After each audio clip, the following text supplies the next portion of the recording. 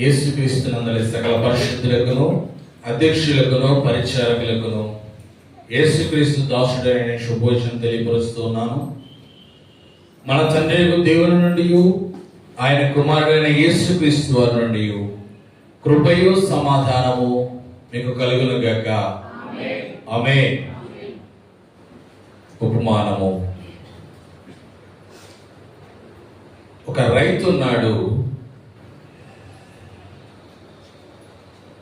రైతు పంట వేద్దామని వరిని నాటాడు. రైతు పంట వేద్దామని వరిని నాటాడు.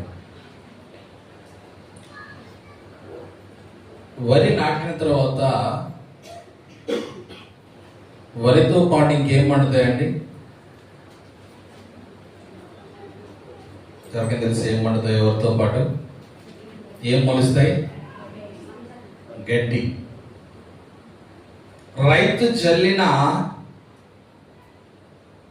రైతు నాటిన మొక్క ఏంటి? వరి. గడ్డిని ఎవరు నాటారు? రైతు నాటలేదు, కానీ వరితో పాటు ఏమొచ్చింది? గడ్డి వచ్చింది. వరిని నాటిన రైతు గడ్డిని కూడా చూసి ఏం చేస్తాడు చెప్పండి? ఉంచుతాడా? తీసేస్తాడా? కలుపు తీసేస్తాడు. కలుపు తీయకపోతే వరితో పాటు గడ్డి కూడా మొలిసింది. ఈ వరికి రావలసిన సారాన్ని,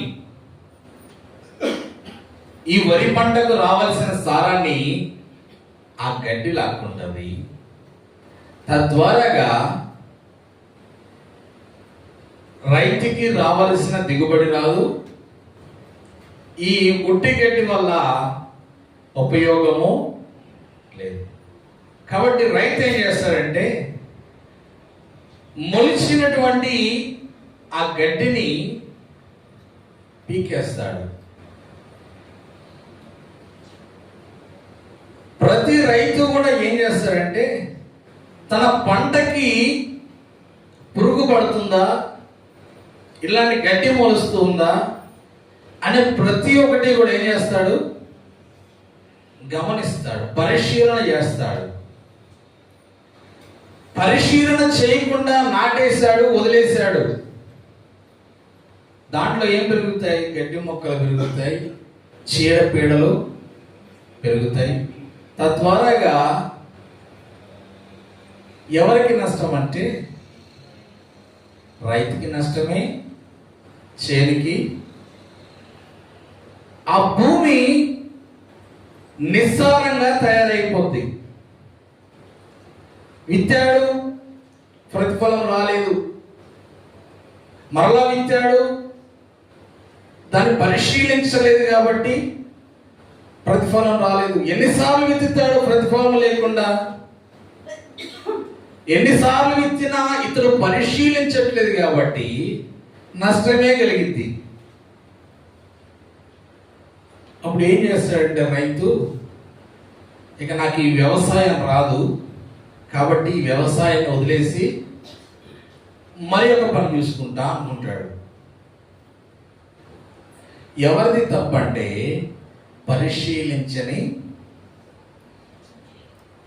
రైతుది తప్పు. ఒకవేళ అతడు సరిగా వేసిన తర్వాత సరిగా పరిశోధించి దానిని చూచి దానికి కావలసిన మందులు, ఎరువులు దానికి వాడితే పంట బాగా వస్తుంది. భూమి తన సారాన్ని ఇస్తుంది. నేటి కాలంలో కూడా అనేక మంది క్రైస్తవులు అని పిలువబడేవారు సంఘానికి వస్తూ ఉన్నారు, కూర్చుంటున్నారు, వెళ్తూ ఉన్నారు. పోయిన వారం మనం దేని గురించి చెప్పుకున్నాం? ఎంతమంది గుర్తుందండి? దేని గురించి? దేవుని వాక్యాన్ని పరిశీలించాం. వ్యక్తిగత పరిశీలన. వ్యక్తిగత పరిశీలన చేయకపోతే పంట వేయడానికి, కానీ అందులో ఉండే గడ్డి మొక్కలను కూడా గమనించాలి, అందులో ఉండే చీడపీడలను కూడా గమనించాలి. వచ్చిన తర్వాత ఏం చేయాలి? గమనించాలి. క్రీస్తు వాక్యమునకు తగినట్టుగా మన జీవితం ఉందా, మన బ్రతుకు ఉండాలి. నహూము రాసిన గ్రంథము, నహూము గ్రంథము 7వ అధ్యాయము, నహూము గ్రంథము 7వ అధ్యాయము 8-9 వచనాలు.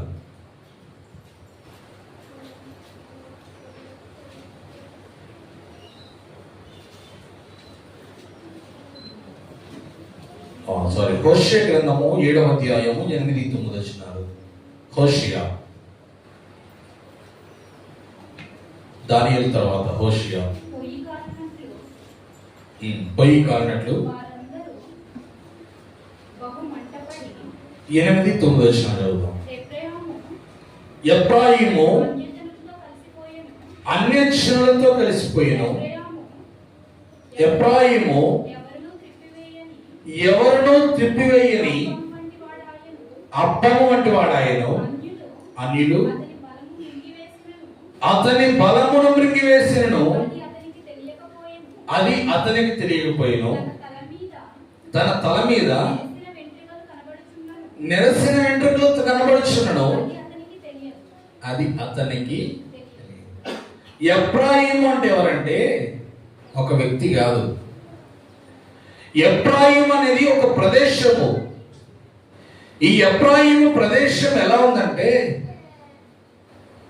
ఒకడు కట్టెలపై వెలిగించి దానిపైన అప్పాలు చేస్తూ ఉన్నాడు. అప్పం ఏమైందంటే ఎవడు తిప్పివేయట్లేదంట. స్టవ్ వెలిగించాం, దాని మీద పనం పెట్టాం, అట్లు కాల్చడానికి సిద్ధపడ్డాం, అట్టు దాని మీద వేసాం. కొద్దిసేపటికి ఏమైందండి, అది ఏమైతుంది? చక్కగా వేగి శుభ్రంగా మన కడుపులోకి వెళ్ళిపోద్ది కదా. ఏమవుతుంది? మాడిపోద్ది. ఏం చేయాలి? దాన్ని తిప్పివేయాలి. తిప్పేసిన తర్వాత అలా ఉంచామనుకోండి, ఏమైంది? మరలా మాడిపోద్ది. అది ఎంతవరకు వేగాలో అంతవరకు ఉంచిన తర్వాత దాన్ని తీసివేయాలి. కానీ ఇక్కడ ఎఫ్రాయిము అనే ప్రజలు ఏం చేస్తున్నారంటే, ఆ పట్టణంలో నివసిస్తూ ఉన్న వారు ఏం చేస్తున్నారంటే పాపముతో నిండిపోయి ఉన్నారంట. వారు ఒకప్పుడు ఎవరంటే దేవుని ప్రజగా ఉన్నారు, దేవుని జనాంగంలో ఉన్నారు, దేవుని జనాంగమై ఉన్నారు. కానీ తర్వాత రాను రాను ఏమైపోయారంటే వారు దేవునికి దూరం అయిపోయి తమ ఇష్టానుసారంగా చేయడం మొదలుపెట్టారు. ఎందుకు తమ ఇష్టానుసారంగా చేయడం మొదలుపెట్టారంటే, దేవుని వాక్యాన్ని వారు విన్నారు. దేవుని వాక్యాన్ని వినలేదా అంటే విన్నారు, కానీ దాన్ని గ్రహించలేదు, అర్థం చేసుకోలేదు. వినడం వేరు, గ్రహించి అర్థం చేసుకోవడం వేరు. విన్నంత మాత్రాన వచ్చేస్తుందా అంటే రాదు. ఏది కూడా రాదు విన్నంత మాత్రాన. ఫర్ ఎగ్జాంపుల్, కీబోర్డ్ ఉంది, తెలుసుగా కీబోర్డ్ అంటే పియానో. దాని థియరీ అంతా నాకు తెలుసు. థియరీ తెలుసు అంటే దాన్ని ఎలా ప్లే చేయాలి ఏంటి అనేది తెలుసు, కానీ దాన్ని ప్లే చేయడం నాకు పూర్తిగా రాదు. దాని గురించి తెలుసు, కానీ దాన్ని ప్లే చేయడం పూర్తిగా రాదు. ఎందుకు రాదు? దాని గురించి తెలుసు కదా, విన్నాను కదా, నేర్చుకున్నాను కదా, వినపడింది, కానీ నేను చేయలేదు, దాన్ని ప్రాక్టీస్ చేయలేదు. ఎప్పుడైతే మనం ప్రాక్టీస్ చేస్తామో అప్పుడే మన వేళ్ళు ఫ్రీగా మూవ్ అయితే దాన్ని ప్లే చేయగలుగుతాం. కానీ వినడానికి ఆ సబ్జెక్ట్ అంతా తెలుసు నాకు, కానీ ప్లే చేయడం రాదు, ఎందుకంటే ప్రాక్టీస్ చేయలే. దానివల్ల ప్రయోజనం ఉందా?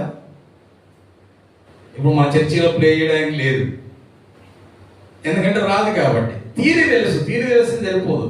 అంటే వింటున్నాం కానీ దాన్ని ఏం చేయట్లేదు, గ్రహించట్లేదు, దాన్ని అనుసరించట్లేదు. ఇక్కడ ఎఫ్రాయిము ప్రజలు కూడా ఎలా ఉన్నారంటే దేవుని వాక్యాన్ని విన్నారు, దేవుని వాక్యాన్ని గ్రహించారు, దేవుడు మావాడు అనుకున్నారు, కానీ దానికి తగినట్టుగా తమ జీవితాలను సరిదిద్దుకోలేదు. ఒక అన్యుడు వచ్చేసి ఇదిగో ఇది చేయరా అంటే చేసేసేవాడుగా ఉన్నాడు. అరే ఈ మాట పలకరంటే పలికేవాడిగా ఉన్నాడు. అరే అది తప్పు కాదురా అంటే తప్పైనా దాన్ని చేసేవాడిగా ఉన్నాడు. ఎందుకంటే దేవుని వాక్యం వారిలో ఫలించట్లేదు. అందుకని ఎఫ్రాయిమును గురించి సర్వాధికారి అంటూ ఉన్నాడు, వారిని తిప్పుటకు, వారి అప్పములను తిప్పుటకు, వారి జీవితమును మార్చుటకు వారు సిద్ధపడట్లేదు తిరగడానికి. మేము కాలిపోయినా పర్వాలేదు, మంటల్లో పడిపోయినా పర్వాలేదు, కానీ ఏం కావాలి మాకు? నాశనం అయిపోయినా పర్వాలేదు, కానీ ఏం కావాలి? ఈ జీవితమే కావాలి. 2 వచనాలు పైనుంచి చదువుదాం అదే మాటలని.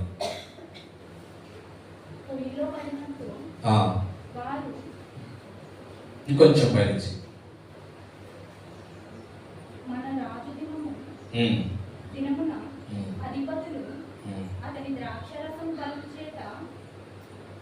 చదవండి. రాజు తానే అపహాసకులకు చెలికాడాయను. పొయ్యిలో పడినట్టు వారు తమ హృదయములను మాటిలోనికి తెచ్చుకుని ఉన్నారు. ఎక్కడ తెచ్చుకున్నారంట? పొయ్యిలో పడినట్టు తమ హృదయాలను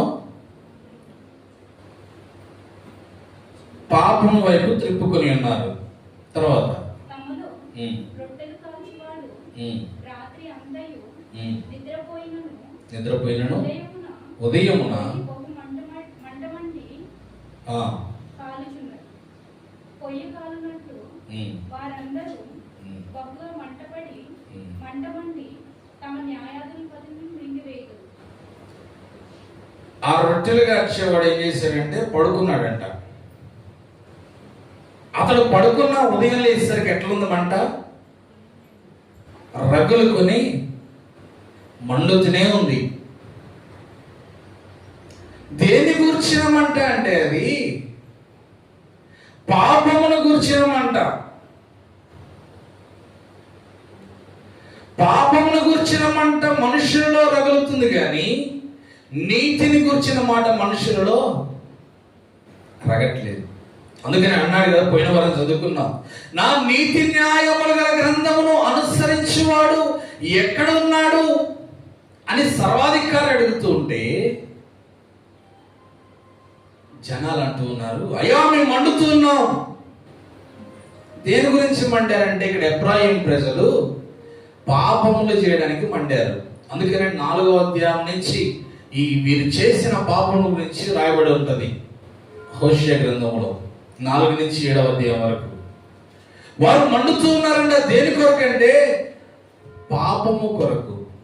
దేవుడు అంటున్నాడు, పాపమును వదిలి నీతి కొరకు రగలండి, మండండి అంటే వారు అంటూ ఉన్నారు, మాకు ఇదే బాగుంది, మాకు దొంగతనాలే బాగున్నాయి, మాకు వ్యభిచారమే బాగున్నాయి, మాకు నరహత్యలే బాగున్నాయి, మాకు ఈ సుఖశాంతులతో జీవించే జీవితాలే బాగున్నాయి, కష్టమైనను నష్టమైనను బాధ అయినను వ్యాధి అయినను రోగమైనను ఏదైనా మాకు ఈ స్థితే బాగుంది అని అంటూ ఉన్నారు అక్కడ ఉన్న ప్రజలు. కాబట్టి వారు నాశన పాత్రలుగా ఎంచబడ్డారు. ఎందుకంటే వారి జీవితాలను మార్పు చెందించుటకు వారు వాక్యము వైపు తిరగడం లేదు. సేవకుడు వెళ్ళి ఇదిగో ఇది తప్పురా అంటే సేవకుడిని కొట్టి తిట్టి తోలివేసేవారిగా ఉన్నారు, కానీ తమ జీవితాలను మార్చుకునేవారిగా ఎఫ్రాయిము ప్రజలు లేరు. అందుకని దేవుడు అక్కడ ఉన్న వారందరినీ కూడా చెదరగొట్టేశాడంట ఆ ప్రదేశంలో నుంచి. ఇదిగో నేను మీ కొరకు ఒక చక్కటి రాజ్యాన్ని ఇచ్చాను, ఎక్కడో ఐగుప్తులో బానిస బతుకుతూ ఉన్న మిమ్మల్ని తీసుకొచ్చి ఒక చక్కని రాజ్యాన్ని ఇస్తే మీరేం చేస్తున్నారు? ఇచ్చిన వాడిని మర్చిపోయి సృష్టిని పూజిస్తున్నారు. సృష్టికర్తను మర్చిపోయి సృష్టిని ఆరాధించడం మొదలుపెట్టారు. అందుకనే దేవుని వాక్యం సెలవిస్తూ ఉంది, క్రైస్తవుడు ప్రత్యేకింపబడిన వాడిగా ఉండాలి, లోకము నుంచి వేరైన వాడిగా ఉండాలి. ఈనాడు అనేక మంది ఎలా ఉన్నారంటే, ఒక అన్యుడిని ఇటు పక్కన పెట్టాం, ఒక క్రైస్తవుని ఇటు పక్కన పెట్టాం, క్రైస్తవుడు అని చెప్పుకునేవాడిని. ఈ వ్యక్తికి, ఈ అన్య వ్యక్తికి, ఈ క్రైస్తవ వ్యక్తికి వ్యత్యాసం ఏమైనా కనబడుతూ ఉందా అంటే చాలా చోట్ల కనబడట్లేదు, చాలా మందిలో కనబడట్లేదు. వీడు ఏ క్రియలైతే చేస్తాడో, అన్యుడు ఏ క్రియలైతే చేస్తూ ఉన్నాడో, క్రైస్తవుడు అని పేరు పెట్టుకున్నవాడు కూడా అదే క్రియలు చేస్తూ ఉన్నాడు. వాడు విగ్రహారాధన చేస్తాడు, వీడు విగ్రహారాధన చేస్తాడు. వాడు పూజలు చేస్తాడు, వీడు పూజలు చేస్తాడు. వాడు తింటాడు, వీడు తింటాడు. వాడు తాగుతాడు, వీడు తాగుతాడు. అన్నీ లోకమునకు వేరైనట్టుగా కనబడట్లేదు. ఇక్కడ ఎఫ్రాయిము ప్రజలు కూడా అలాగే ఉన్నారు. లోకమునకు వేరే బ్రతకట్లేదు. పలకడానికి మాత్రం క్రీస్తు అంటున్నారు, కానీ లోపడంతా అన్ని జనుల ఆచారాలే. నోటితో పలికినప్పుడు దేవుడు సర్వాధికారి అంటున్నారు, కానీ హృదయంలో మాత్రం దేవుని పైన విశ్వాసము లేదు. అందుకని దేవుడు వేసిన ఈ పొలములో, దేవుని వాక్యం అనే ఈ పొలములో కలుపు మొక్కలు పెరుగుతున్నాయేమో చూసుకోవాలి. రైతు వాటిని చల్లలేదు, పొలం వేసిన రైతు వాటిని చల్లలేదు, కానీ అవి మొలుస్తూ ఉన్నాయి. ఎలా మొలుస్తాయి? అన్యజనుల వలన మొలుస్తాయి. ఇంకొంచెం 2 వచనాల కింద చదువుదాం.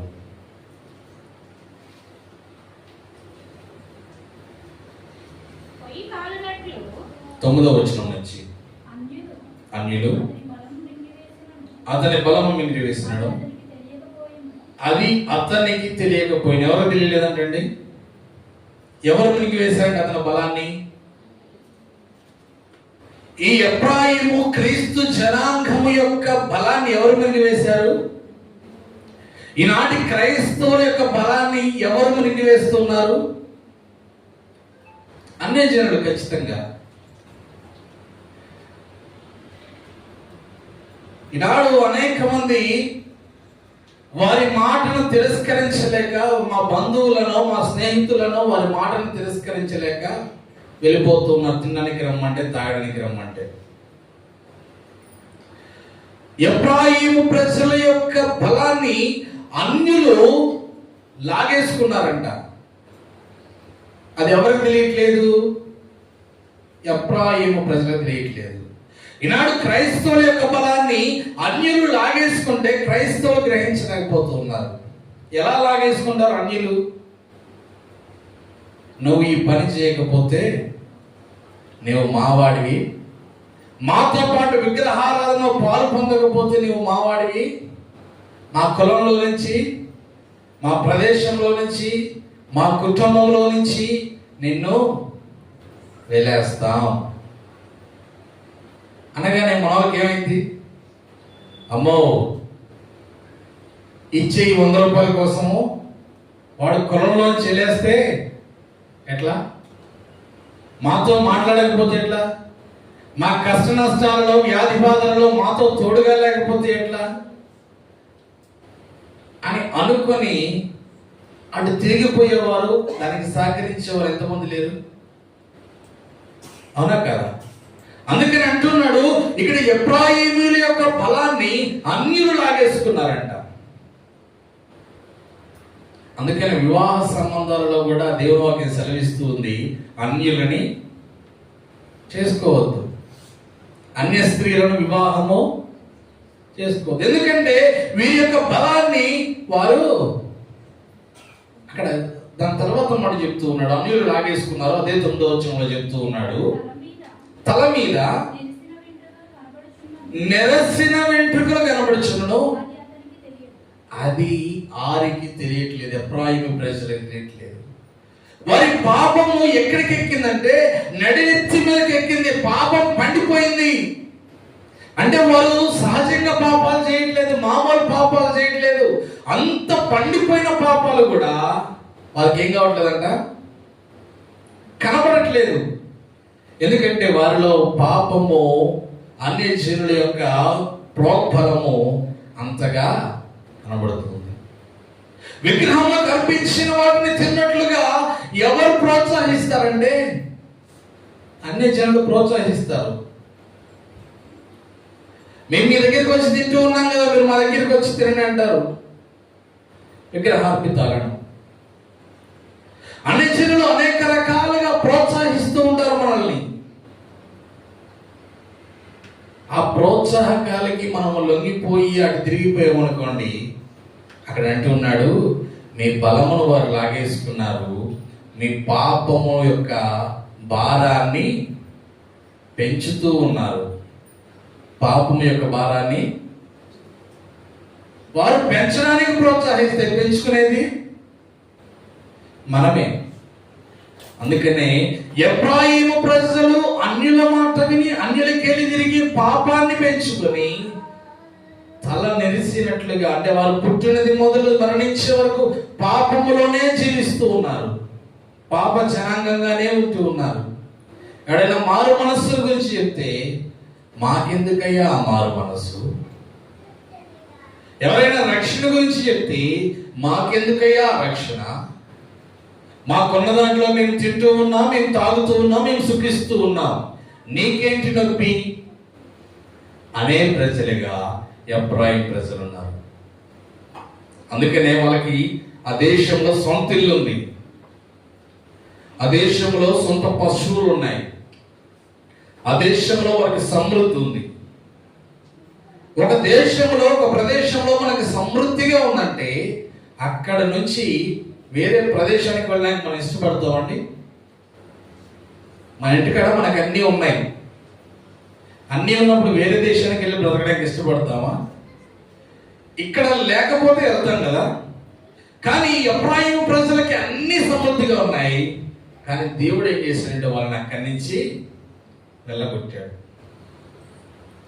అక్కడి నుంచి వెళ్ళగొట్టబడిన ప్రజలు ప్రపంచ దేశాలలో నలుమూలలకి విస్తరించారు. ఇప్పటికీ యూదా మతస్థులు మన తెలంగాణలోను అలాగే ఆంధ్రప్రదేశ్లో కొన్ని ప్రాంతాల్లో నివసిస్తూ ఉన్నారు. అక్కడ నుంచి చెదరగొట్టబడిన జనులు ఇక్కడికి వచ్చి నివసిస్తూ ఉన్నారు. అక్కడ సమృద్ధి లేదని వెళ్ళిపోలేదు, వాళ్ళు తినడానికి తినలేదని వెళ్ళిపోలేదు, కానీ దేవుడు వెళ్ళగొట్టాడు అక్కడి నుంచి.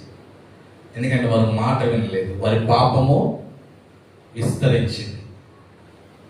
అందుకని పరిశోధన చేయకపోతే మనకు తెలియకుండానే మనలో ఏం పెరుగుతాయి?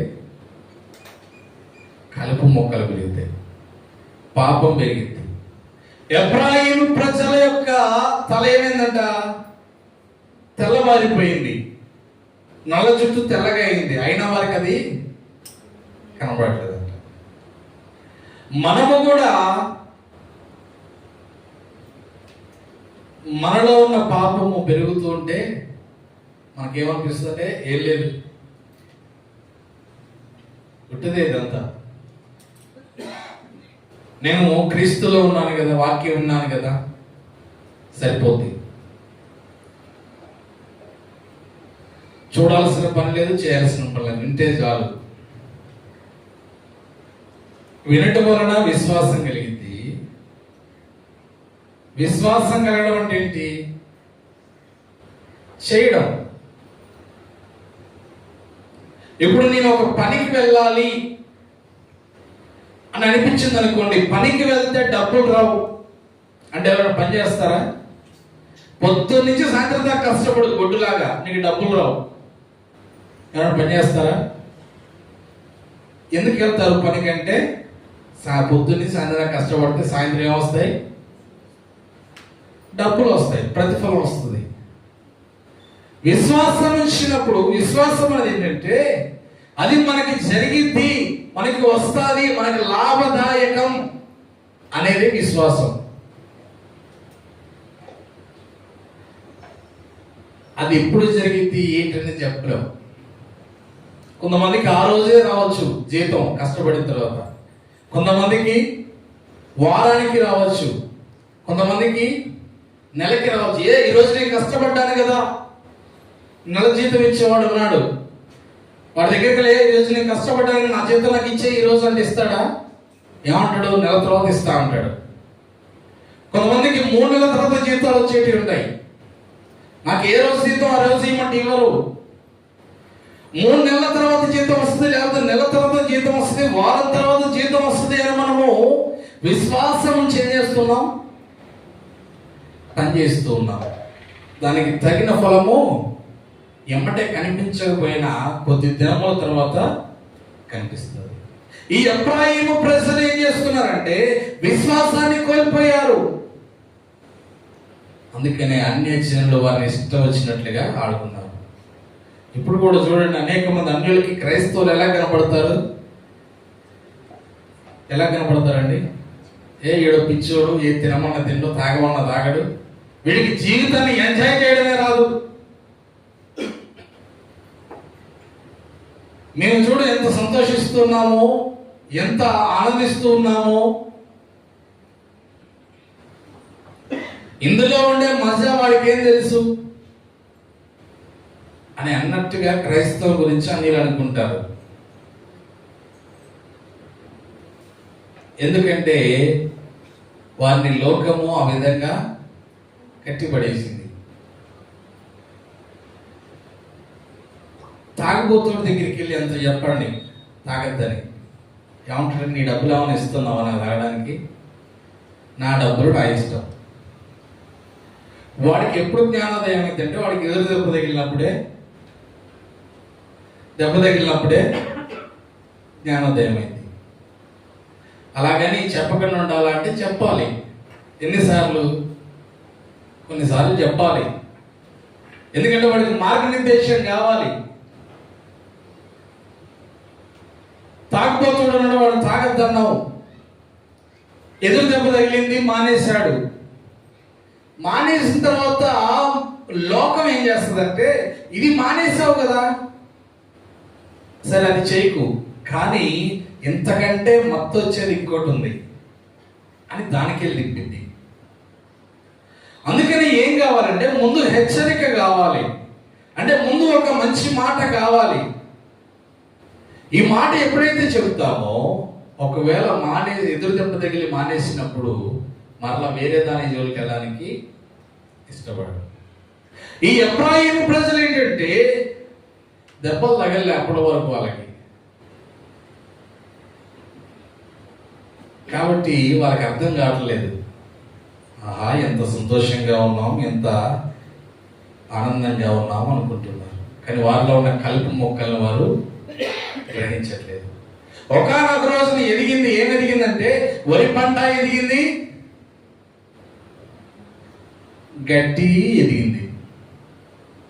ఎదిగిన తర్వాత యజమానుడు వచ్చాడు, కోత కోయడం ప్రారంభించారు. దేనిని కోస్తారు?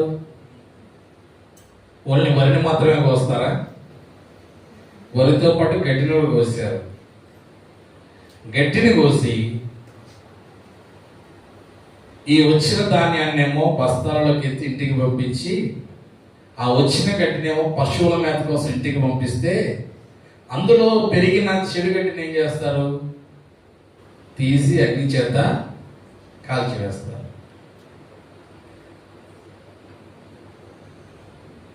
ఆ గడ్డి దేనికి ఉపయోగపడింది? బ్రతికినంత కాలం చక్కగా బ్రతికింది అనుకుంది, చాలా ఆనందంగా బ్రతికాలనుకుంది గడ్డి. అబ్బా నేను ఈ వృక్షాల మధ్యలో ఉన్నాను కదా, నన్ను ఎవడో పట్టించుకోలేదు, దానికి రావలసిన సారాన్ని నేను తీసుకున్నాను, దానికి రావలసిన ఫలాన్ని నేను తీసుకున్నాను, దానితో పాటు సమానంగా ఎదిగాను, అని అనుకుంది. కానీ చివరికి ఎక్కడికి వెళ్ళింది? అది అగ్నిలోకి వెళ్ళిపోయింది. మంచి మొక్కలతో పాటు కలుపు మొక్కలు పెరగడం వలన ఎవరికి లాభం చెప్పండి? మంచి మొక్కలతో పాటు కలుపు మొక్కలు పెరగడం వలన ఎవరికి లాభం? ఒక భూమి ఉంది, అందులో మొత్తం గడ్డే ఉంది, వరి లేదు. పశువులకి లాభం తినడానికి, గడ్డి ఉంది కాబట్టి. ఒక చేలో గడ్డి మొక్కలే లేవు, మొత్తం వరే ఉంది, పంట పండిద్ది, దానివల్ల రైతు సంతోషిస్తాడు, దీనివల్ల మనిషికి లాభం. ఇవి రెండు కలిసి ఉన్నాయి, రెండు కలిసి ఉన్నాయి. ఏంటి? వరి పంట, కలుపు మొక్కలు. ఇవి రెండు కలిసినప్పుడు గడ్డి తినడానికి పశువు వరి చేనులోకి వెళ్ళింది అనుకోండి, వెళ్ళిస్తారా?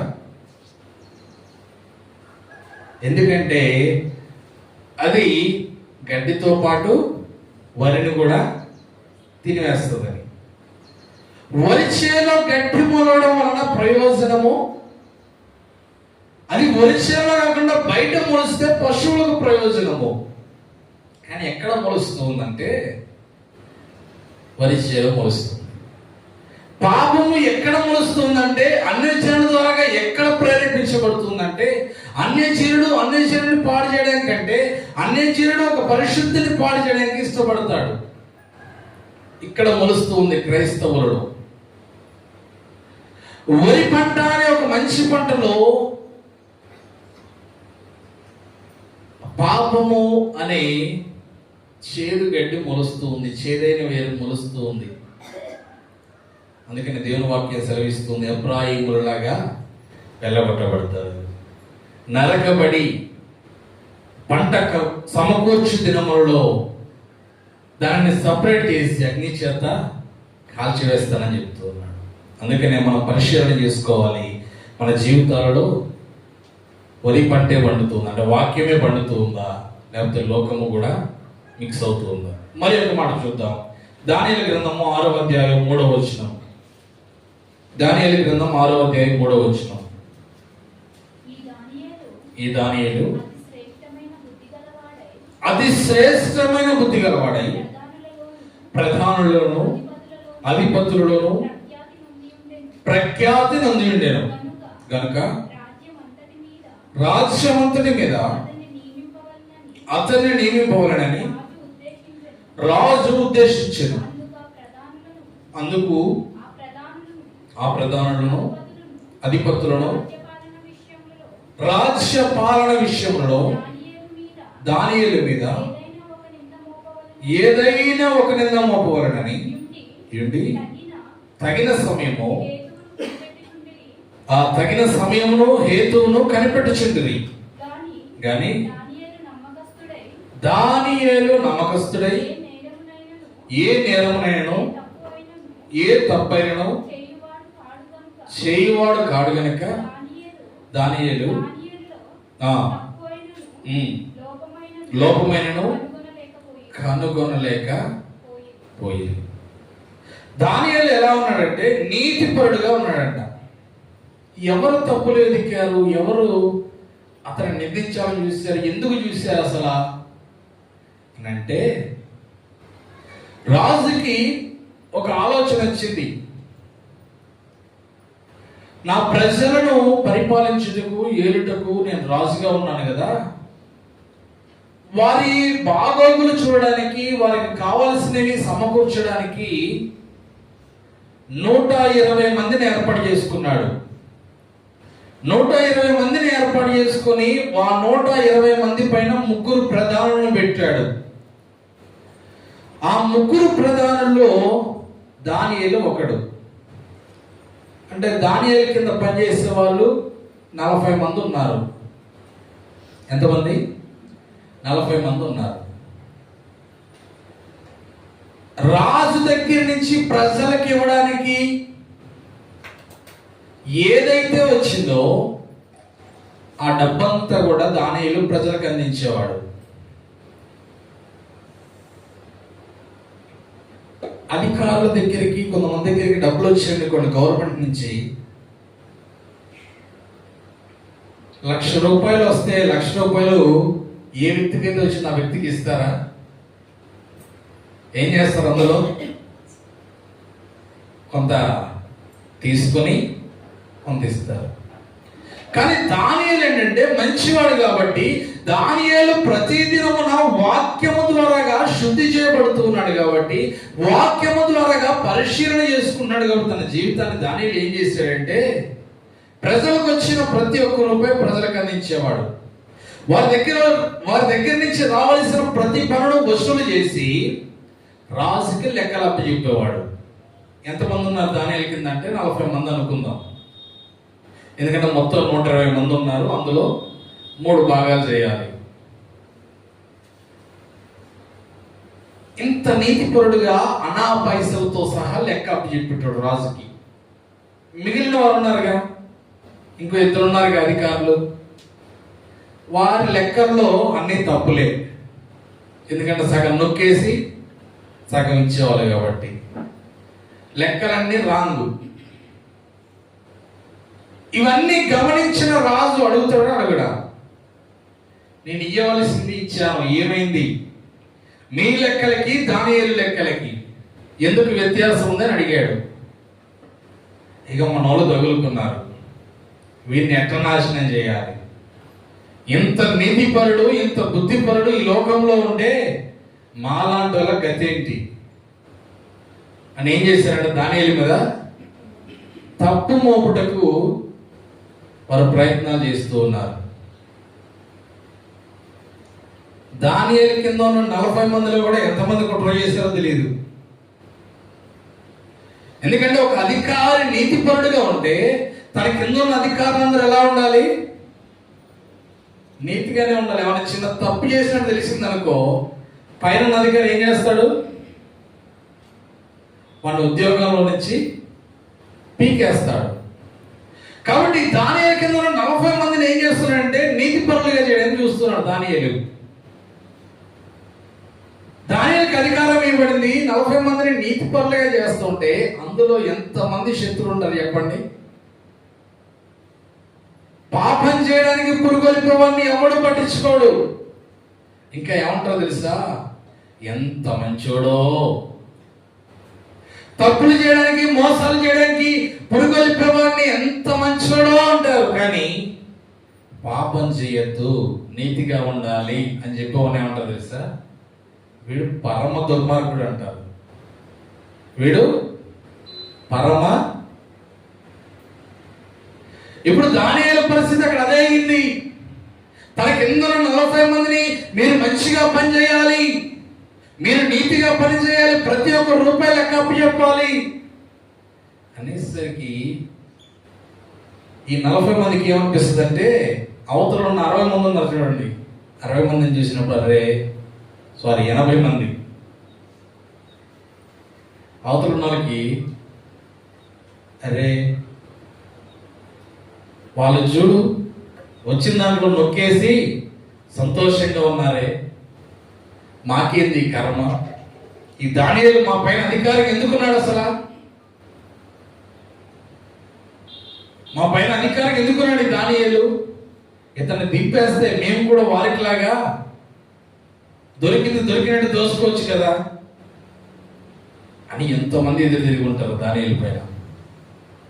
అయినా కూడా దానియేలు ఏమంటాడంటే అదే మాటకి కట్టుబడి ఉంటాడు. ఆ మాట ఎక్కడది? వాక్యంలో. వాక్యానికి కట్టుబడి ఉంటాడు. మరొకసారి ఆ మాట చదువుదామా? అతని పైన కుట్ర ఎలా చేశారో. అందుకు ఆ ప్రధానులు అధిపతులను రాజ్యపాలన విషయంలో దానియేలు మీద ఏదైనా ఒక నింద మోపవలెనని యుండి తగిన హేతువు కనిపెట్టుచున్నది.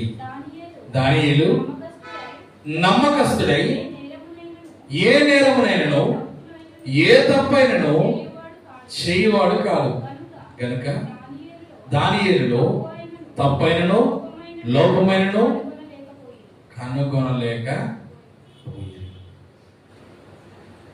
ఏది దొరకలేదు. దానియేలు ఎంత ప్రయత్నించారో వీళ్ళందరూ కలిసి.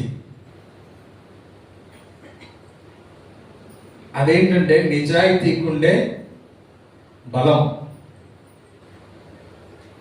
నిజాయితీకి ఉండే బలం ఎవరు ఎంత ఎదిగినా తప్పు దొరకదు. వీళ్ళు కావాలని పుట్టిస్తారు తప్పలా అబద్ధపు మాటలు నిజంగా అతనిలో వెతికితే అది దొరకదు. కానీ నీతిమంతుడైన వానికి అనేక శ్రమలు కలుగుతాయి. బైబిల్ వాక్యం సెలవిస్తుంది, నీతిమంతుడైన వానికి అనేక శ్రమలు కలుగుతాయి అని అంతవరకు సహించేవాడే ధన్యుడు. ఇక్కడ దానియేలు కూడా నీతిమంతుడిగానే ఉన్నాడు, కానీ తనతో ఉన్న అధికారులందరూ కూడా నాకు తెలిసి 123 మందిలో 119 మంది ఇతనికి వ్యతిరేకంగానే ఉన్నారనుకుంటున్నా. అక్కడ మొత్తం రాజు నియమించింది 123 మంది. 123 మందిలో 119 మంది దానియేలుకి వ్యతిరేకంగానే ఉన్నారు.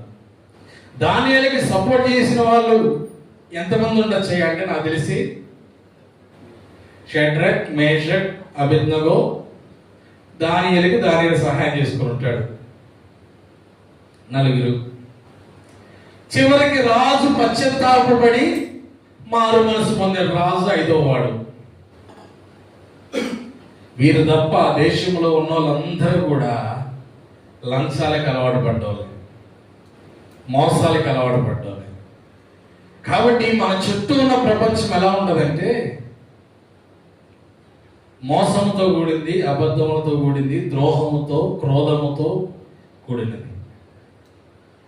మనం ఎలా ఉండాలంటే దానియేలు వలె నీతిమంతులుగా ఉండాలి. మనము నీతిమంతులుగా ఉన్నప్పుడు మన పక్షమున వాదించే వాదులు ఎంతమంది ఉంటారు? చాలా కొద్ది మంది.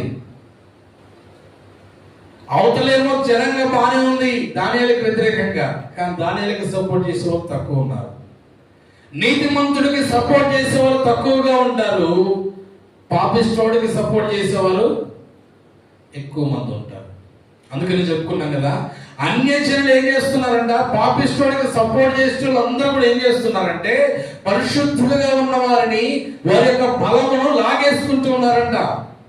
ఎక్కడ చదివాం? హోషేయ గ్రంథంలో. దేవుని యొక్క పిల్లల యొక్క బలమును అన్యజనులు లాగేసుకుంటూ ఉన్నారంట. ఎందుకంటే వారిని చూడడానికి బలం ఎక్కువగా కనబడుతూ ఉన్నారు. కాబట్టి దేవుని వాక్యం సెలవిస్తూ ఉంది, చిన్న మంద భయపడకండి. నీతిమంతుడు ఎప్పుడు ఎలా ఉంటాడంటే చిన్న మందతోనే ఉంటాడు. పెద్ద మంద ఉందనుకోండి, పెద్ద మందికి ఒక కాపరి సరిపోతాడా? సరిపోడు. ఫర్ ఎగ్జాంపుల్ మాది చిన్న సంఘం. ఈ చిన్న సంఘానికి 2 కాపరులు వేసుకుందాం. ఒక అతను అంటాడు మాది 5 లక్షల సంఘం అంటాడు. ఎన్ని లక్షల సంఘం? ఎంతమంది కాపర్లు ఉండాలి? ఒక్కడే ఉంటాడు. ఎంతమంది? ఒక్కడే. మోషే కాలంలోనే 10 లక్షల జనాభాకి ఏమన్నాడంటే 50 మందికి ఒకరిని, 10 మందికి ఒకరిని, 5కి ఒకరిని ఏం చేయాలి? నియమించమన్నాడు. ఏం నియమించాలి? అధికారులను. వారి మధ్యలో సమస్యలు వస్తే తీర్చుటకు అధికారులను నియమించమన్నాడు. ఎందుకంటే వీరందరి సమస్యలు మోషే ఒక్కడే తీర్చలేడు. కానీ ఇప్పుడు 5 లక్షల సంఘం అంటాడు, ఒక్కడే సమస్యలు తెలుసుకుంటాడా, ప్రార్థన చేస్తాడంటే ఏమీ ఉండదు. ఎందుకంటే జనాలకి ఏం కావాలంటే గుంపు ఎంత పెద్దదైతే అక్కడికి వెళ్ళమే చూసుకుంటారు. ఎందుకంటే అంత పెద్ద సంఘానికి వెళ్ళిపోయాం మేము. అక్కడ నీ పేరు తెలియదు, నీ ఊరు తెలియదు, నీ సమస్య తెలియదు, నీ రోగం తెలియదు, అసలు నీతో మాట్లాడడానికే ఇష్టపడరు. అయినా కూడా ఏం కావాలి తెలుసా? పెద్దవి కావాలి. మనుషుని యొక్క ఆలోచన ఎలా ఉంటుందంటే, ఎక్కడ ఎక్కువ జనం కనబడితే అక్కడ మంచిది, ఎక్కడ తక్కువ జనం ఉంటే అక్కడ మంచిది కాదు. ఎందుకంటే జనాలు లేరుగా. అందుకని చిన్న మంద, నేను మీతో ఉన్నాను, పెద్ద మందతో లేను. నేను చిన్న మందతోనే ఉన్నాను, పెద్ద మందతో లేను. మరి దేవుడు లేని చోట ఎంతమంది కూడుకుంటే ఏం ప్రయోజనం? సర్వాధికారి అక్కడ లేనప్పుడు ఎంతమంది కూడి ఆరాధన చేస్తే ఏం ప్రయోజనం? అందుకనే దేవుని వాక్యం సెలవిస్తుంది, యోగ్యులైన వారిని దేవుని సంఘంలో ఎన్నుకోమన్నాడు, దేవుని సువార్త ప్రకటన కొరకు.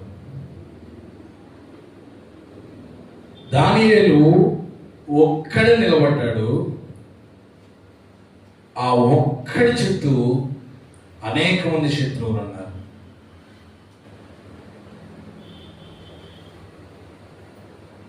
దానియేలు యోగ్యమైన దానిని ఎంచుకున్నాడు, వారందరూ అయోగ్యమైన దానిని ఎంచుకున్నారు. అందుకని ఒక మాట చూపించి ముగిస్తాను. తిమోతికి రాసిన పత్రిక 2వ అధ్యాయము, తిమోతికి రాసిన పత్రిక 2వ అధ్యాయము 2వ వచనం, మొదటి వచనం నుంచి. తిమోతికి రాసిన 2వ పత్రిక 2వ అధ్యాయం. నా కుమారుడా, క్రీస్తు యేసునందున్న కృప చేత బలవంతుడు కమ్ము. నీవు అనేక సాక్షుల ఎదుట నా వలన వినిన సంగతులను ఇతరులకును బోధించుటకు సామర్థ్యము గల నమ్మకమైన మనుష్యులకు అప్పగింపు. ఈ మాట ఎవరెవరితో చెప్తున్నారు? ఎవరెవరితో చెప్తున్నారని చెప్పండి. ఈ పత్రిక రాసింది ఎవరు? పౌలు గారు. ఎవరికి రాశాడు? తిమోతికి చెప్తున్నాడు. ఏమని? అపోస్తలుడైన పౌలు దేవుని సేవకుడు తన ఆత్మీయ కుమారుడైనటువంటి సేవకునికి చెప్తున్న మాట ఏంటంటే, నా కుమారుడా, నీవు అనేక సాక్షుల ఎదుట, అంటే అనేక మంది జనుల ఎదుట నా వలన వినిన సంగతులను ఇతరులకు బోధించుటకు, నా వలన వినిన సంగతులను ఇతరులకు బోధించుటకు ఏం చేయాలంట? సామర్థ్యము నమ్మకమైన మనుష్యులకు అప్పగించు. ఇక్కడ తిమోతికి చెప్తున్నాడా? తిమోతికి ఒక పని చెప్పాడు. ఏంటి? సంఘంలో ఎవరైతే సామర్థ్యమో, ఇంకా సింపుల్గా అర్థం కావాలంటే, పౌలు పాస్టర్ గారు అనుకోండి, పౌలు మన ప్రభుదాసాయి గారు, తిమోతి నేను. ఇప్పుడు ప్రభుదాసాయి గారు నాకు ఏం చెప్తున్నారంటే, సంఘములో నమ్మకస్తులు సామర్థ్యం గలవారిని ఎన్నుకో. ఎవరిని ఎన్నుకోవాలి? నేను నమ్మకమైన వారు, సామర్థ్యం గలవారు ఎన్నుకో. ఎన్నుకున్న తర్వాత వాళ్ళకి ఏం చేయాలి? ఎన్నుకున్నాను, ఫర్ ఎగ్జాంపుల్ ఎవరో ఒకరిని ఎన్నుకున్నాను, వాళ్ళు ఏం చేయాలి? ఏం చేయాలండి? పాటలు పాడాలా? వాక్యం చదవాలా? నా వలన విన్న సంగతులను ఏం చేయాలంట? ఇతరులకంటే బయట ఉన్న అన్యజనులకు చెప్పాలి. ఎవరు చెప్పాలి ఈ పని? బయట ఉన్న అన్యజనులకు ఎవరు చెప్పాలి? మాస్టర్ గారే చెప్పాలి. తిమోతికి అప్పగింపబడిన పని ఏంటంటే, నువ్వు ఎన్నుకో సామర్థ్యము గలవారిని, నమ్మకము గలవారిని, వారు వెళ్ళి ఇతరులకు తెలియపరచాలి. వారు వెళ్ళి సువార్తను ప్రకటించాలి. సువార్తను ప్రకటించడం అంటే ఎవరు పడతారు వెళ్ళి చేయడం కాదంట. మళ్ళీ ఎవరు పడతారు వెళ్ళిపోయి మేము చేస్తున్నాం అంటే కుదరదంట. ఎవరు కావాలంటే దానికి? నమ్మకస్తులు కావాలి, సామర్థ్యం కలిగిన ఇద్దరు కావాలి. నమ్మకము లేకపోతే, క్రీస్తు పైన పూర్తి విశ్వాసం లేకపోతే, సువార్తకి వెళ్ళినప్పుడు వాడు గట్టిగా అడిగాడు అనుకో, ఏ నా ప్రసాదం నువ్వెందుకు తినవు, నీ ప్రసాదం నేనెందుకు తినాలి అన్నాడు అనుకో, మనోడి దగ్గర సామర్థ్యం లేదుగా, నమ్మకం సన్నగిల్లిపోతుంది. అసలు మేము ఎందుకు నమ్మాలి, మేము నమ్మమని ఎదురు తిరిగాడు అనుకో, మనోడి దగ్గర సామర్థ్యం లేదుగా, అనకారిపోయి వస్తాడు. అందుకనే సువార్త ప్రకటించడానికి కూడా 2 అర్హతలు ఉన్నాయి. ఒకటి సామర్థ్యం ఉండాలి, రెండవది దానియేలు ఎలా ఉన్నాడంటే సామర్థ్యము గలవాడిగా ఉన్నాడు, నమ్మకస్తుడిగా ఉన్నాడంట. చదివ మా మాట, నమ్మకస్తుడిగా ఉన్నాడో లేడో? దానియేలు నమ్మకస్తుడిగా ఉన్నాడు కాబట్టి అతడిపై కుట్ర జరుగుతుంది, కుతంత్రాలు జరుగుతుంది, నెట్టైనా లేపేయాలి ఇంటి నుంచి అని జరుగుతుంది. కాబట్టి సంఘంలో నమ్మకమైన సామర్థ్యం గల వారిని ఒకవేళ సేవకుడు ఎన్నుకుంటే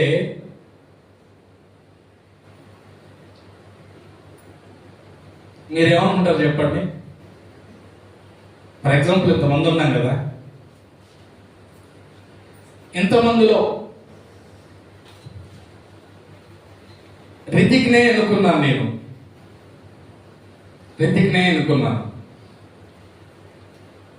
ఎందుకంటే ఒకరి పేరు చెప్తే ఒకరు బాధపడుతుంటే రితిక్ పేరు చెప్పారు. అమ్మా ఇన్ని సంవత్సరాల నుంచి వస్తున్నాను కానీ నాకు ఇక్కడ ఏం లేదు అనుకుంటారు లేదా? కానీ ప్రారంభ శతాబ్దం కాలంలో అటువంటి ఉద్దేశాలు లేవు జనాలకి. ఒక వ్యక్తిని ఎన్నుకున్నారంటే అతని సామర్థ్యాన్ని, అతని విశ్వాసాన్ని, అతనికి కలిగిన నీతిని బట్టి ఒక వ్యక్తిని ఎన్నుకున్నారంటే మిగతా సంఘం అంతా కూడా అతన్ని చూసి సంతోషించేది.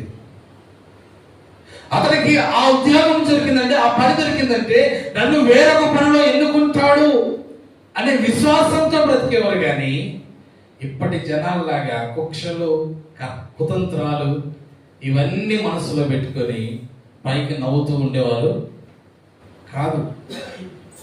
అది మారు మనస్సు, ఇది పాపపు మనస్సు.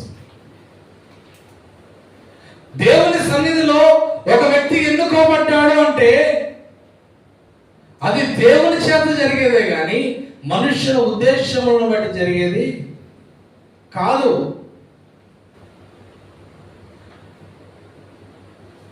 ఆనాడు స్టెఫను వంట చేయడానికి నియమించబడ్డాడు. ఏం చేయడానికి? సంఘంలో వంట చేయడానికి నియమించబడ్డాడు. స్టెఫను పని ఏంటంటే ఓన్లీ జనాలు కూడుకున్నప్పుడే కాదు, పాస్టర్ గారి ఇంటికి ఎవరు వచ్చినా, సేవకుడి దగ్గరికి ఎవరు వచ్చినా వారికి వంట చేసి పెట్టడమే అతని పని, స్టెఫను పని. ఆయన ఏం ఫీల్ కాలేదు దాని గురించి. అతడు ఆ వంట చేస్తూనే సమాజంలోకి వెళ్ళి సువార్తను చెప్పేవాడు. పేతురు దగ్గరికి ఎవరు వాక్యం నేర్చుకోవడానికి వచ్చినా అతడు ఏమి సిగ్గుపడిపోలే, నేను చేయను అనలే. కానీ ఈనాడు ఒకళ్ళు ప్రత్యేకంగా దానికోసం నియమిస్తే ఇంకొకళ్ళు నాకు సంబంధం లేదు, వాళ్ళు పెట్టిందిగా, వాళ్ళే చూసుకోవాలి, నా చెప్పలేగా, నేను రాను అనేవారిగా ఉంటూ ఉన్నారు. అందుకని నమ్మకం ఉండాలి, సామర్థ్యం ఉండాలి. ఎవరు ఏ పనికి సామర్థ్యంలో దేవుని మహాకృప వలన సేవకుడు గ్రహించగలుగుతాడు.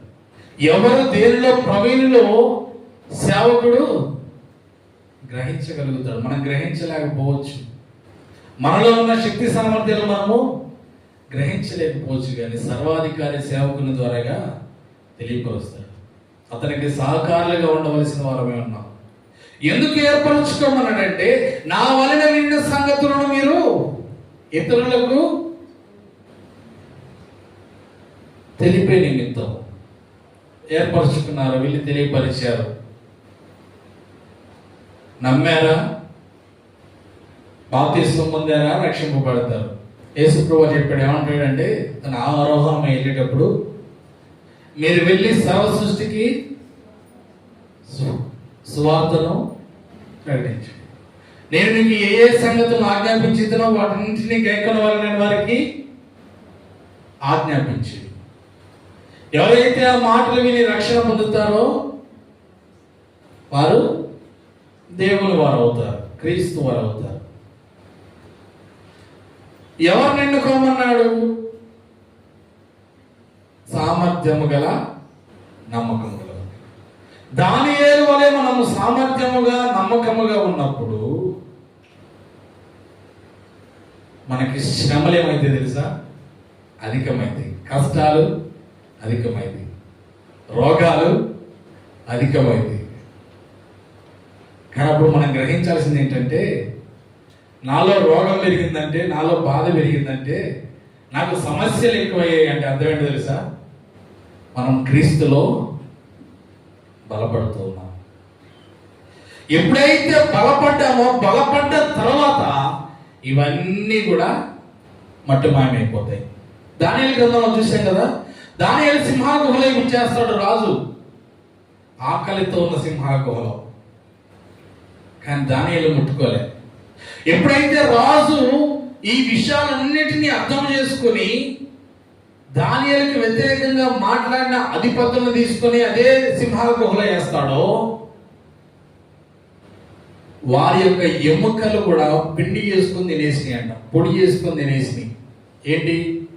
సింహాలు. అంటే నీతిమంతుడిగా ఉంటే సామర్థ్యము లేనప్పుడు మనకి శ్రమలు రావచ్చు, రోగాలు రావచ్చు, కష్టాలు రావచ్చు. కానీ క్రీస్తులో ఎప్పుడైతే బలపడుతూ ఉంటామో, నీతిమంతులుగా ముందుకు వెళ్తూ ఉంటామో, ఎప్పుడైతే మనం పరిపూర్ణ సామర్థ్యము గల వారం అవుతామో, పరిపూర్ణ సామర్థ్యం ఏం చేస్తుంది? అన్నిటి నుంచి విడిపిస్తుంది. దానియేలుకి ఏ హాని లేకుండా సింహముల గుహలో నుంచి షడ్రక్ మేషక్ అబేద్నెగోలను అగ్నిగుండంలో వేశారు. వారు ఎలాగొచ్చారు? తల వెంట్రుకల్లో ఒక్కటైనను కాలిపోలేదు. ఎందుకంటే వారికి ఆ సామర్థ్యం ఉంది. అక్కడ వారి ఇల్లే ఉందంటారు, మేము చనిపోయినా దేవుడే మహిమపరచబడతాడు, మేము బ్రతికినా దాని ద్వారా దేవుడికే మహిమ కలుగుతుంది. వారి విశ్వాసం చూడండి. మేము చనిపోయినా మహిమపరచబడతాడంట దేవుడు, బ్రతుకున్నా. మేము రోగంలో ఉన్నా దేవుడు మహిమపరచబడాలి, మేము ఆరోగ్యంగా ఉన్నా దేవుడు, మేము సమస్యల్లో ఉన్నా దేవుడు మహిమపరచబడాలి, మేము ఆనందంగా ఉన్న దేవుడు, మేము దుఃఖంలో ఉన్నా దేవుడు మహిమపరచబడాలి, మేము సంతోషంగా ఉన్న దేవుడు. అది నిజమైన పరిపక్వత కలిగిన క్రైస్తవుని యొక్క జీవితం, సామర్థ్యం. కాబట్టి అటు విధముగా మనం కూడా దేవుని వాక్యమును మన జీవితాల్లో పరిశోధన చేసుకుంటూ, పరిశీలించుకుంటూ, వారి జీవితాలను మనకు అనుగుణంగా దేవుడు మన ముందు ఉంచి ఉన్నాడు, వాటిని మనం అర్థం చేసుకొని అటు విధముగా నడుస్తూ దేవునికి మహిమకరముగా సామర్థ్యము నమ్మకము కలిగిన విశ్వాసుల వలె, సేవకుల వలె ఆయన రాజ్య వ్యాప్తి కొరకు మనందరూ పాటుపడాలని కొద్ది వాక్యం దేవుడు దీవించి మనందరూ హృదయాలు ఫలింపచేయను గాక. ఆమేన్. హల్లెలూయా, స్తోత్రం. కొలస్సీయులకు రాసిన పత్రిక 2వ అధ్యాయం, కొలస్సీ పత్రిక 2వ అధ్యాయం 6-7 వచనం చదువుదాం. కావున మీరు ప్రభు అయిన యేసుక్రీస్తును అంగీకరించిన విధముగా ఆయన యందు వేరు పారిన వారై ఇంటి వలె కట్టబడుచు, మీరు నేర్చుకున్న ప్రకారముగా విశ్వాసమందు స్థిరపరచబడుచు, కృతజ్ఞతాస్తుతులు చెల్లించుట యందు విస్తరించుచు, ఆయన యందు నడుచుకునండి, ఆయన యందుండి నడుచుకునుడి అని ఇక్కడ మనం 2 వచనాలు మనం చదివాం. కావున మీరు ప్రభువైన యేసుక్రీస్తును అంగీకరించారు కనుక ఎలా ఉండాలి అనే దాని కొరకు చెప్తున్నాడు. ఆయన యందు వేరు పారిన వారై ఇంటి వలె కట్టబడుచు మీరు నేర్చుకున్న ప్రకారముగా విశ్వాసమందు స్థిరపరచబడి కృతజ్ఞతాస్తుతులు చెల్లించుట యందు విస్తరించుచు ఆయన యందుండి నడుచుకురండి అని రాయబడింది. ఎవరిలో ఏరు పారాలంటే మనం బైబిల్లో రాయబడింది. ఏరు భూమి మీద లోతుగా నాటబడితే చెట్టు తొందరగా వాడిపోదు.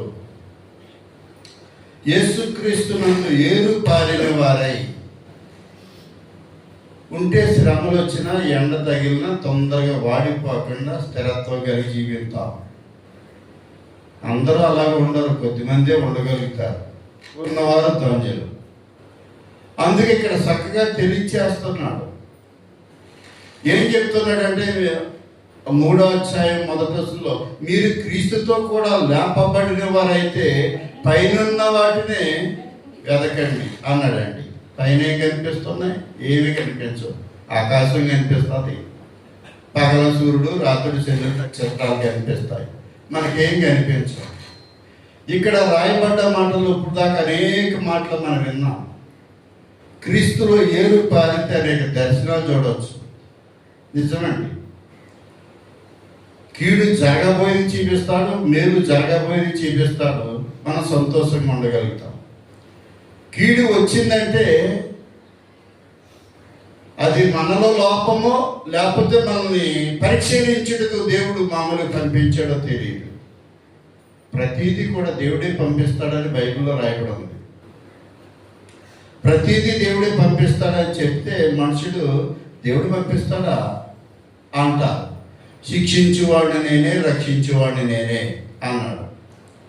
నువ్వు శిక్షించబడాలంటే దెయ్యం వచ్చి నిన్ను ఒక వ్యాధికి అప్పగించింది అనుకోండి, శిక్షింపబడుతుంటావు. అప్పుడు నువ్వు దేవునిలో ఏరు పారిన వాడివైతే స్థిరత్వం కలిగి జీవిస్తావు. రకరకాలుగా దెయ్యాలు పట్టిన వాళ్ళ దగ్గరికి వెళ్ళరండి. ఈ లోకంలో ఉన్న జనం ఏంటంటే దెయ్యాలు పట్టినటువంటి వాళ్ళ దగ్గరికి వెళ్తారు. వాటి వల్ల ఏమీ లేదు. అంటే దెయ్యాలు పట్టినటువంటి వాళ్ళు అంటే జ్యోతిష్కులు, మంత్రగాళ్ళు, రకరకాలుగా బోడు మంది ఉన్నారు. వాళ్ళ దగ్గరికి వెళ్తారు, దేవుని దగ్గరికి రారు. దేవుని దగ్గర ఆలోచన చేసి, విచారణ చేసి, ప్రార్థన చేసి దాన్ని పోగొట్టుకుంటారు. దేవుని దగ్గరికి వస్తే దేవుడు మీకు సహాయం చేస్తాడు ఉచితంగా, డబ్బులు ఖర్చుగా. ఆయన మాట విని ఆయన మాట ప్రకారంగా నడిచేవారు చాలా తక్కువ. ఎందుకంటే ఇప్పుడు దాకా మనం దానియేలు గ్రంథం చదివాం కదా. ఒక రాజుకు కళ వచ్చిందండి. కళ మర్చిపోయాడు రాజు. మర్చిపోయిన తర్వాత ఆ దేశంలో ఉన్న మంత్రగారిని, జ్యోతిష్కుల్ని అందరినీ పిలిపించాడు దేవుడు. ఏది రాజు పిలిపించిన తర్వాత వాళ్ళేం చెప్తున్నారంటే, కళ చెప్పాయా, దాని భావం చెప్తాం మేము అన్నారు. నేను కళ మర్చిపోయాను, కళ చెప్పాలి, కళ భావం చెప్పాలన్నాడు. చెప్పకపోతే మీ తలకాల కోటకు మనకి ఎలాడతాయి అన్నాడు రాజు. అనేటప్పటికీ అదేంటి, మేమేమో దేవతలు ఏంటి చెప్తానికి, మేము మనుషులమే అని ఒప్పుకున్నారు. అప్పుడు ఈ మాట దానియేలు గారికి తెలిసింది. దానియేలు గారు అన్నాడు, ఇవి అయ్యా కొంచెం అవకాశం ఇవ్వండి, కొంచెం సమయం ఇవ్వండి, అందరిని చంపేస్తాం, ధర్మం కాదు కదా, కొంచెం నాకు సమయం ఇవ్వండి, మీకు కళ చెప్తాను, కళ భావం చెప్తాను అన్నాడు. కారణం ఏంటి? దేవునిలో ఏరు పారి ఉన్నవాడు దానియేలు. మీరు దానియేలు గ్రంథం 2వ అధ్యాయం 2వ వచనం కానీ చదివితే ఈ మాటలు అక్కడ రాయబడి ఉన్నది. చదువుదాం చూడండి. దానియేలు గ్రంథం, ఇక్కడ మళ్ళీ వద్దాం. దానియేలు గ్రంథం 2వ అధ్యాయం 2వ వచనం కానీ చదువుదాం. కాగా తాను కనిన కళను తనకు తెలియజెప్పుటకై శకునగాండ్లను, గాడి విద్య గలవారును, మాంత్రికులను, కల్దీయులను పిలవనంపించండి ఆజ్ఞయ్యగా వారు వచ్చి రాజు సముఖమున నిలిచి రాజు వారితో ఈయనొక కలగంటిని,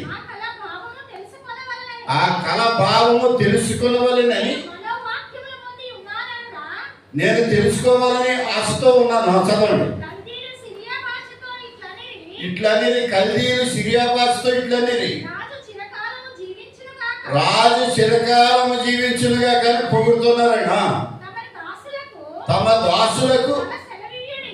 ఆ కళ సెలవివ్వండి, మేము దాని మేము దాని భావమును తెలియజేసి భావము తెలియజేసేదాము. రాజు ఆ.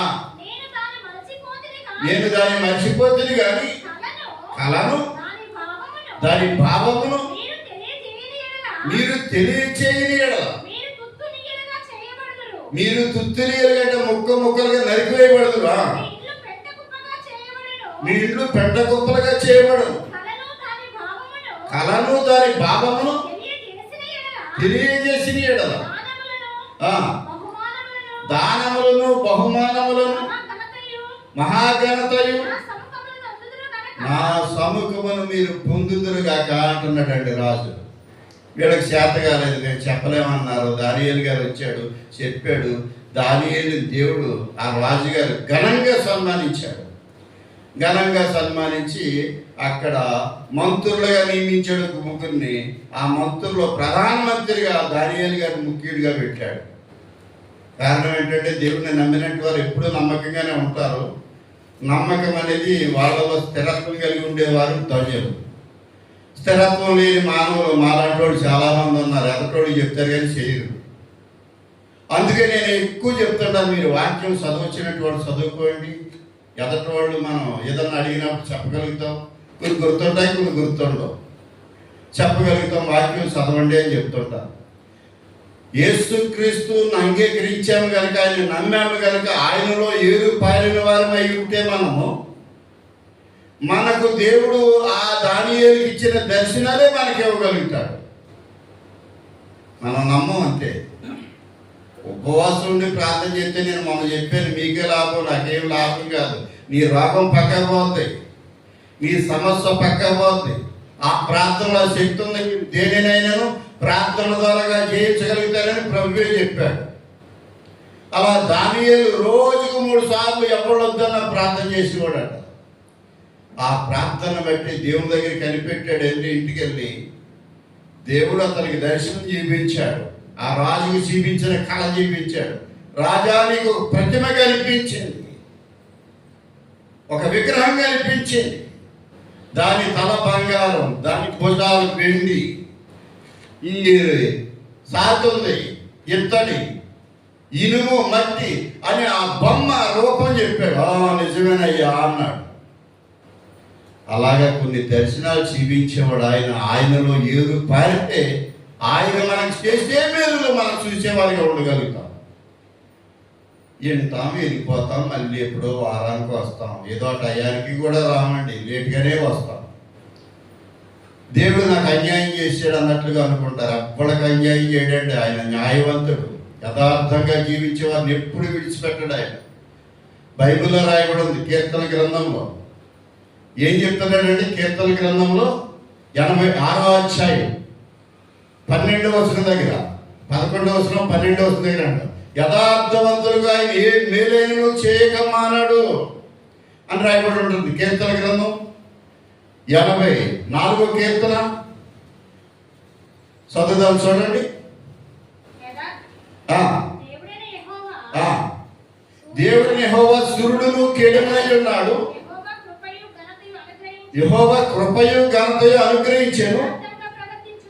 యథార్థముగా ప్రవర్తించే వారికి ఆయన ఏ మేలైనను చేయకమానాడు అన్నాడండి.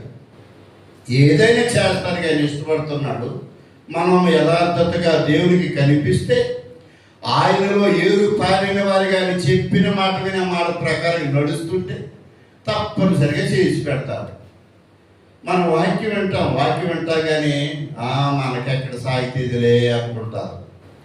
సాగితే నువ్వు ధన్యుడు, నీకు మేలు కలిగితేది.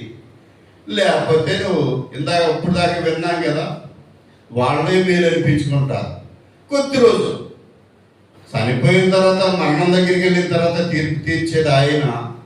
నువ్వు భూలోకంలో ఉండగా సంతోషంగా ఉండాలంటే యథార్థం అనేది చాలా ప్రాముఖ్యమైనది. యథార్థవంతులకు ఆయన ఏ మేలైనను చేయకమ్మా అన్నాడు.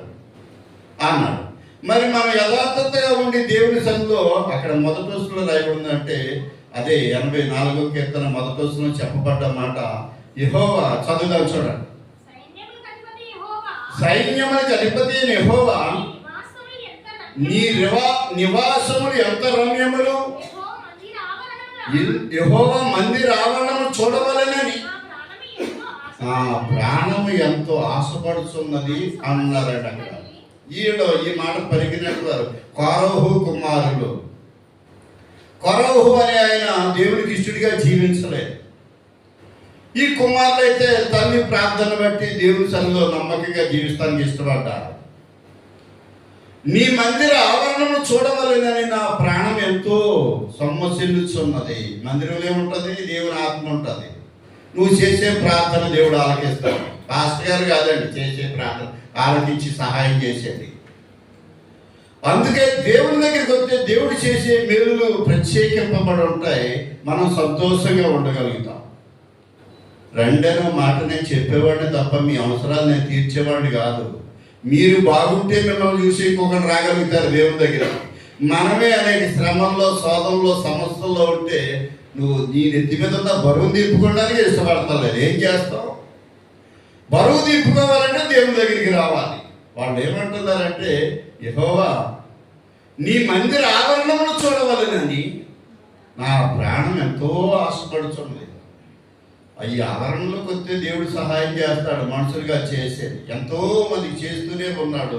పొందుకుని వెళ్ళిపోయేటట్టు వారుగా ఉన్నారు. వాళ్ళ మధ్య ఇప్పుడో వస్తారు. తర్వాత ఆయన మాట విని ఆయన మాట ప్రకారంగా నడవండి. అందుకే ఆయన తెలియచేస్తున్న మాట ఏంటంటే ఎబ్రీలు రాసిన పత్రిక, ఎబ్రీ పత్రిక 6వ అధ్యాయం 15వ వచనం దగ్గర, ఎబ్రీ పత్రిక 6వ అధ్యాయం 15వ వచనం చదువుదాం. ఆ మాట నమ్మి ఓర్పుతో సహించి ఆ వాగ్దాన ఫలము పొందెను. దేవుడు చెప్పిన మాట నమ్మాలి, శ్రమతో ఓర్చుకోవాలి, సహించాలి. అప్పుడు దేవుడు నీకు వాగ్దానం చేసిన వాగ్దానం నీ పట్ల నెరవేర్చబడతాది. నెరవేర్చబడాలంటే దేవుని మాట నమ్ముతున్నామని అనుకుంటూ ఏదో నామకార్థంగా జీవించేవారుగా ఉంటారు. ఇక్కడ ప్రార్థన చేయించుకుంటారు, బయటికి వెళ్ళిన తర్వాత ఆడుగడితే తగ్గిపోద్ది అంటే పరిగెట్టుకు వెళ్ళిపోతారు. మళ్ళీ అక్కడ ఎంత డబ్బు అయినా, ఎన్ని రోజులైనా అక్కడ మాపోతే ఇది కాదు కానీ ఇక్కడికి వచ్చి వెంటనే చేశారు దేవుడు. అలాగా దేవుని మాట నమ్మండి అని ఇక్కడ రాయబడ్డారు. ఆయన మన పట్ల వాగ్దానం చేసిన వాడు సామాన్యుడు కాదండి. నా మాట విని, నా మాట నమ్మి, నా మాట ప్రకారం మీరు నడుతానికి ఇష్టపడితే ఒక పిల్లను తన తండ్రి ఎత్తుకున్నట్లుగా నేను ముదుగు వచ్చే వరకు కూడా ఎత్తుకుని మిమ్మల్ని ఆనందింప చేస్తానన్నాడు. నా మందిరంలోకి వచ్చిన వారు నేను ఆనందింప చేస్తానన్న దేవుడు సామాన్యుడు కాదు. అందుకే క్రీస్తులో ఏరుపారిన వారు అయి ఉంటే ఆయన మాట వింటాం, ఆయన మాటకు లోబడతాం, మనం మేలు చూడగలుగుతాం. ఆయన ఇచ్చిన వాగ్దానం ఏమైతే ఉందో అది నీ పట్ల నెరవేరుస్తాడు. నమ్మమన్నాడు. ఆ మాట నమ్మి ఆయన మాట ప్రకారం నడిస్తే తప్పనిసరిగా దేవుడు అనేక మేలులు చేసి పెడతాడు. ఆయన చెప్తున్న మాట ఏంటంటే పేతురు రాసిన పత్రికలో, మొదటి పేతురు పత్రిక, ఇప్పుడు ఇందాక మనం చదివాం. మొదటి పేతురు పత్రికలో ఈ విధంగా జీవించాలి అని చెప్తున్నాడు ఆయన. మొదటి పేతురు పత్రిక 2వ అధ్యాయం 2వ వచనం, 2-3 వచనాలు చదువుతాం. మన చదువుకుని మనం ప్రార్థన చేస్తాం. సమస్తమైన దుష్టత్వమును, కపటమును, వేషధారణయు, అసూయను, సమస్త దూషణ మాటలను మాని క్రొత్తగా జన్మించిన శిశువును పోలిన వారై